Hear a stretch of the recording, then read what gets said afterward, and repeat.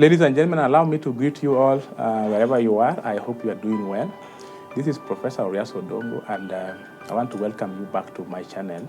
This channel is Professor Oriaso Odongo's Knowledge Hub.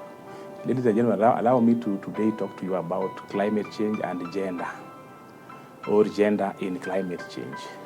Ladies and gentlemen, let me start by saying that climate change relates a great deal with a lot of things, including gender. And we know that both gender experience and are impacted by climate change. And we are saying that climate change is a common phenomenon. It does affect everybody and everything. And even when we talk about gender, we know that we are all impacted by climate change. And we are saying that the impact of climate change are more worse, particularly in weak systems, particularly in developing countries, in least developed countries. And this is because these countries or these regions or these places have got very weak infrastructure that make it difficult for them to respond. And so when we bring in gender in climate change, something like that, we want to understand how climate change will impact men, boys, and ladies and girls, or women and girls, for example. And talk about gender, we refer to male, female. So then we are saying that girls and women particularly don't experience climate change the same way as their male and boys counterparts. That is the fact that we want to discuss today. And why would we say that climate is experienced or is impacting the female gender differently from the male counterpart, for example? We are making reference to what we call the historical and systemic or structural inequalities that we experience in societies and communities, and we know them. And these structural and historical issues that we have will affect how and to what extent, or the extent to which girls and even women can lead, can undertake leadership roles, can make decisions, they can take actions, and they can advance solutions that will combat climate change. That's what we are talking about. So if there is a historical and a structural problem that if you compare men and women, men have become stronger and are able to do things as opposed to what the female gender are able to do, and even the girls are able to do, then we can only talk about a historical problem, a historical inequality that we are talking about. Some of it is structural because it is a social systems issue, societies and cultures that we are having. We know each and every one of us come from those societies and communities, and the community has got what we are calling the macro variables. Everybody who lives in community will be subject to those social norms that we are talking about. So it happens that in many cultures, the social norms will place women and girls lower than the male, than the men, as it were. And you can go into your history and get this well explained. So we're talking about the explicit and the implicit social norms that we are saying. And sometimes they come with laws or even come with policies. And these policies impose differential powers. So we talk about the differentiated powers and even responsibilities and even roles that women will play, and which men can also play, which affects all aspects of life we are talking about. And if you look at the global south, for example, I mean Africa and other places that share culture, the collectivist culture, as it were, then you will see an obvious and equal responsibility. And you look at the role of women, for example, seeking food. So whose role is it to go look for food? Whose role is it to go fetch water, for example?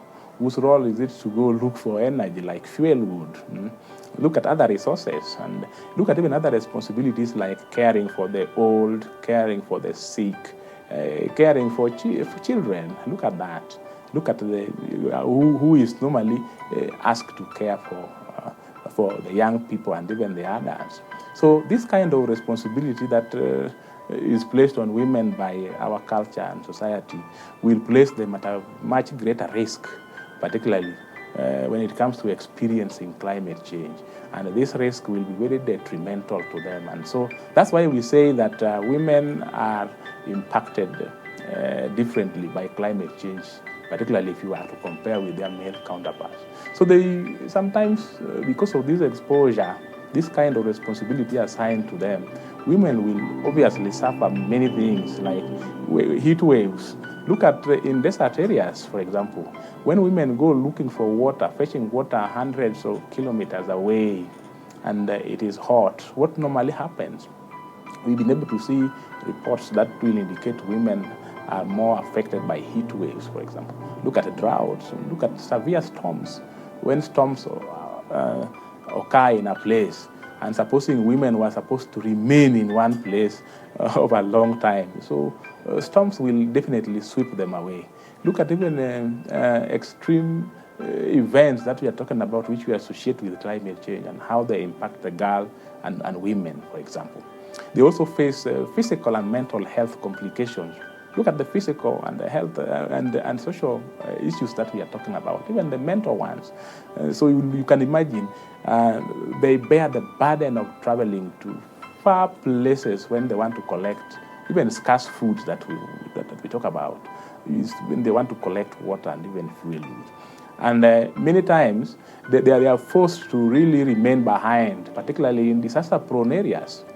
If we expect women and girls to remain at home, if that is what our culture dictates, for example, and supposing flood or flash floods occur or happens, who do you think will be found at home? Who will be found in that locality if it is not women? So look at that. So we look at them being vulnerable, and to a large extent they suffer that because of that vulnerability.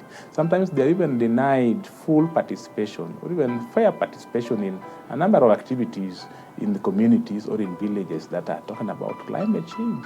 To a large extent, some of them even face gender-based violence or gender-specific violence and even harassment, particularly when they are actually supposed to be what we call climate activists.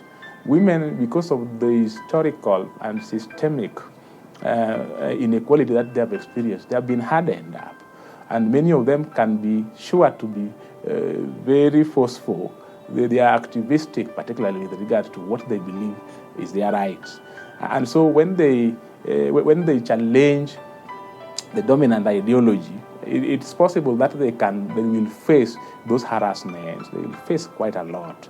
So then again, women are also very underrepresented, particularly when it comes to a lot of climate negotiations and even the solutions that they come up with. So imagine, so if we talk about even when people attend COP, the COP where these decisions are being made, or when they are supposed to really now add their voices to mitigation and adaptation responses, and you can imagine who sits in the round tables. Count how many women are there, how many women will really be there. So look at even some, they also have their small ways, particularly grassroots activities that they lead. And look at the extent to which they are being resourced. Do you think that the way these activities are resourced or funded is the same as the one led by the male or female counterparts at his work? You can almost see this. So we are looking at the intersection of gender and climate change, and we are able to pick up a few things that will really bring obvious differences with regard to experiences and impacts that we are talking about. So women basically face barriers to living even areas that are prone to climate change, for example, because of the roles that they play, because of the responsibility which they have. Like, so who determines who migrates to where, for example, if we were to migrate? So who determines this? Look at even pastoral societies, communities. So who is supposed to take cows or livestock to water them or to grass them far away from home? Who makes such a decision particularly? So who is normally left to doing caregiving jobs? So check the extent to which women are having the financial assets that will enable them to make such kind of decisions. Look at even the limited land and property rights that women have, particularly in majority of the cultures. So when you are to really respond to climate change, to a large extent you require financial resources. You would require even land You can even require property. So who controls the property we are talking about? To a large extent, you might find that women, even though they are going to be very active, they are constrained by who owns those resources, who will give people permission to use those resources. And sometimes, even when women are supposed to leave those situations that are putting them in danger, they even suffer even much more. You migrate to a place, you leave your home, and then you go somewhere and you suffer unemployment. You can suffer a lot, like even child marriage. We had instances when you bolt out and you leave your home to go get good opportunities, and you end up being led to child marriage. You can even go into human trafficking, for example, or you can experience gender-based violence that we've talked about. So we also have situations where we are having women facing disproportionate health risks that we have been able to talk about before. And this could be reproductive and even mental health. I've been able to feature them a little bit. But look at the vector-borne diseases that we mentioned, like malaria, like the Zika virus, and even the dengue virus that we've talked about. And to a large extent, they affect women more than they will do their counterparts, men, for example. So look at miscarriages. There are reports that we've had a lot of miscarriages happening among women because of malaria, Zika virus, dengue virus, for example. Look at even premature birth. When malaria gets into you and you have a problem, so pregnant women will always have premature birth. Look at even diseases like anemia. They're much more worse in the females than in the males. And women also suffer insecurity problems, particularly with regard to food. So this will expose them to quite a lot, including even exposing them to mental and even social problems we are talking about. And then we have also mentioned about the gender-specific threats that women will experience, particularly women environmental leaders. So you can see them, check them across the globe and what kind of problems they have. Women activists and even leaders will obviously face resistance as compared to their male counterparts. Look at the verbal abuse that they experience, sexual abuse or intimidations that they have. Sometimes they are even expelled. Sometimes they're even excluded from a number of things that they ought to be part of. Sometimes even suffer rape. They are, to a large extent, also excluded from decision-making spaces. Look at where people are making decisions. They are not there because they could have been structurally denied, or they could have been picking on some other responsibility that people think is for them. For example, look at that. So even when people are negotiating things, look at climate justice, for example. When people are negotiating, where are they? Women normally achieve generally less than 30% of participation in almost everywhere. And this is happening in spite of their tenacity, their ability that they have proven, their activism, and even the fact that they are the ones that are most vulnerable and most affected by climate change. You can imagine that. Then even the female-led groups that we are talking about, they don't receive adequate funding. You can imagine if you even to resource for funding to address climate change, and probably you are a woman and you are applying to a benefactor that is very sensitive to things. You cannot get the funding we are having. So these are the things we are calling historical systemic problems we are having. So there is a general perception, particularly among some quarters, that women folk are still not ready, particularly, and people don't believe that they are ready to really pick up projects and better run them compared to male counterparts, which is what is really causing problem around here. So then what do we do?